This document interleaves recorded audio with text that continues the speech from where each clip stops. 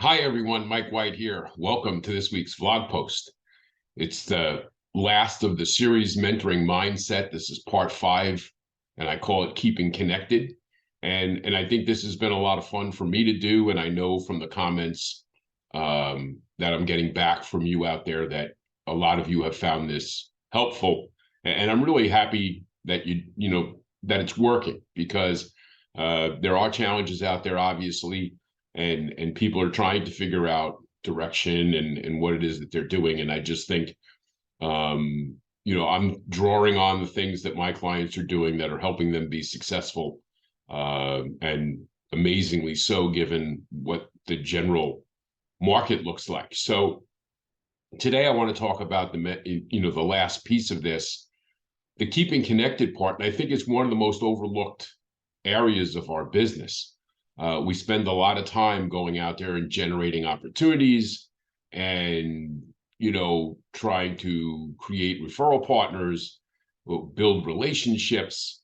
And then somehow or another, we don't manage to stay connected to those people from, once we've closed the deal. Now, I know the communication has been focused a lot on generating the opportunity and how much we stay in touch with the customer or the referral partner during the actual transaction phase of the business. And while there's still a good deal of work that can be done in that area, I'm more focusing today in our time together about what happens after the successful transaction. And I think so many times things just fall between the cracks and people do not stay connected. And it really only requires a very simple plan. But it's alarming to me that I see people going out there, and I've had it happen with some companies that I work with. They do a really great job taking people through the process and getting a 5-star review and all those other things. And yet we reach out to those same people a year or two later, and they can't remember the name of the person that took care of them.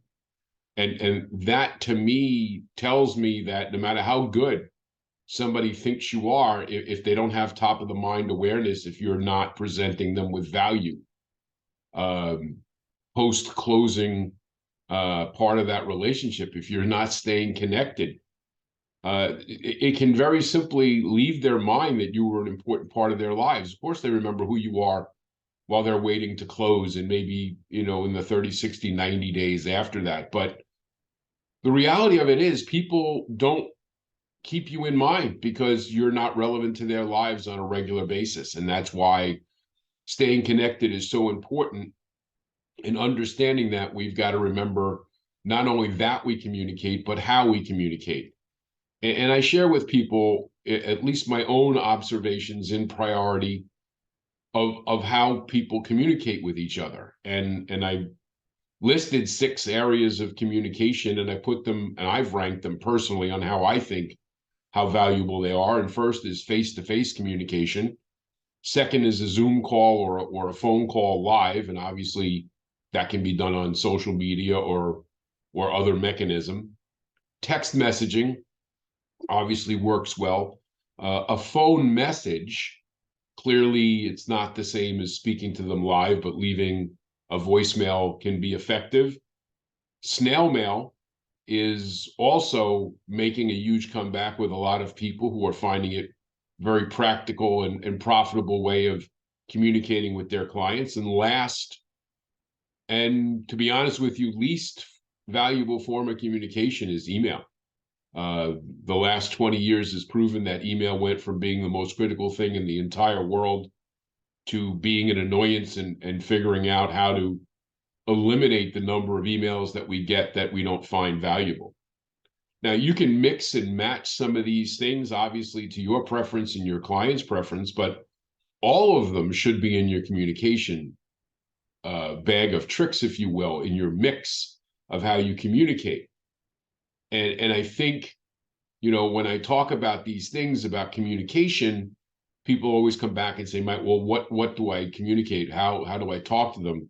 And I agree, we can't be talking about mortgage business all the time. In fact, I think a vast majority of your communications with your past clients really should have nothing to do with mortgage business, because, statistically speaking, they're probably only going to move or refinance once every, 4 to 8 years. And that's too long of a gap to stay connected. And if you're doing nothing but talking about mortgages at a time when mortgages are not relevant to your customer, they're just going to disregard you, or make it non-important, or put you into spam.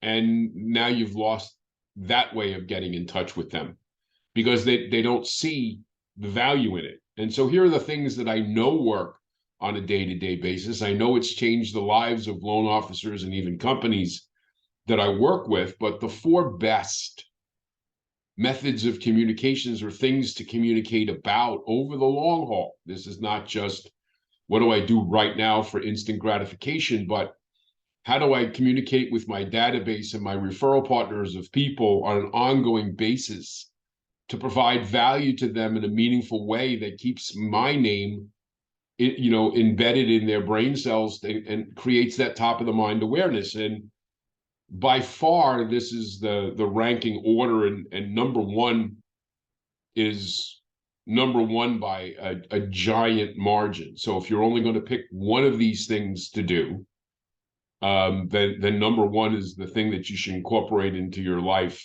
immediately. And that is birthday calls. We get borrowers and co-borrowers and people who come into us and we're pulling credit. We know when their birthday is, but imagine if we just tracked when their birthday was and picked up the phone and called them to wish them a happy birthday.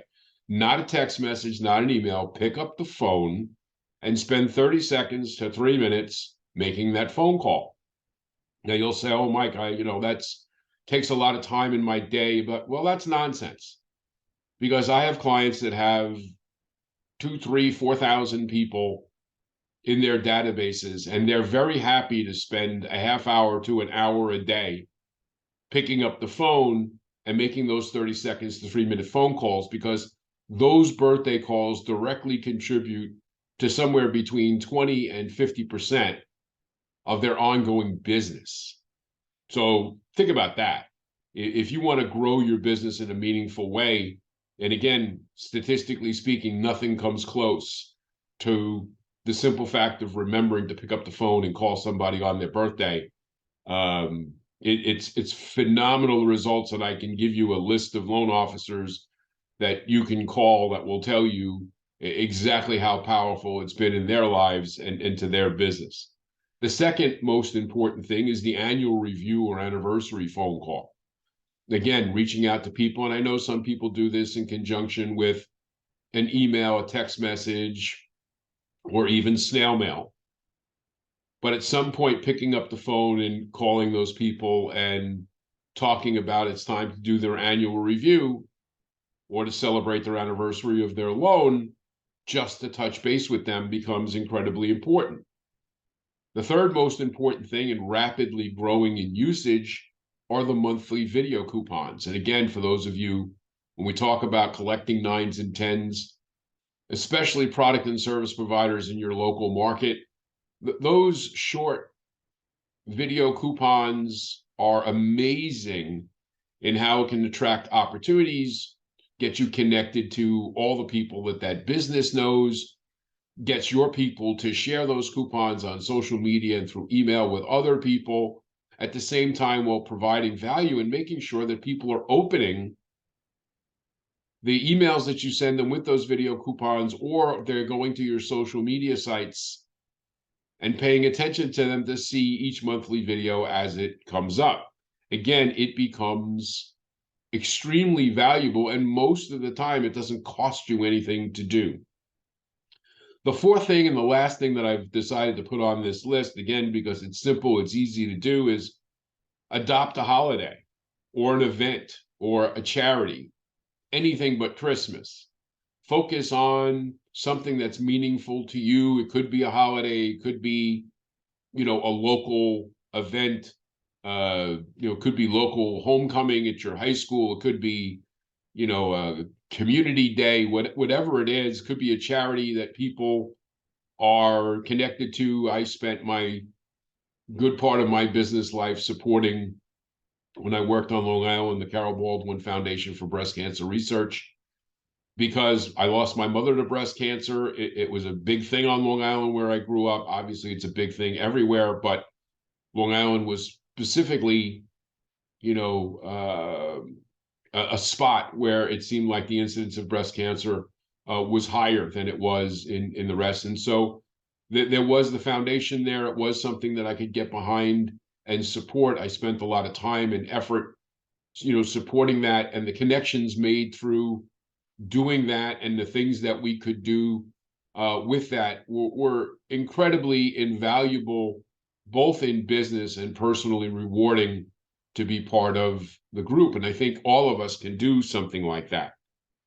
So it's a matter of executing these strategies. It's a matter of understanding communication, because again, you want to grow your self-directed business, the business that you create on your own without benefiting of having to rely on a referral partner, business that's going to grow your database and the importance of your database to you and your team. These are the things that you can be doing on a daily basis. It doesn't take a lot of time. It just takes focus and commitment. And as always, if you have questions or comments, or you'd like to talk about these strategies further, or how I can help you, move from where you are to where you're going, it's a simple email, mike@imtcoaching.com. Have yourselves a great week. Take care.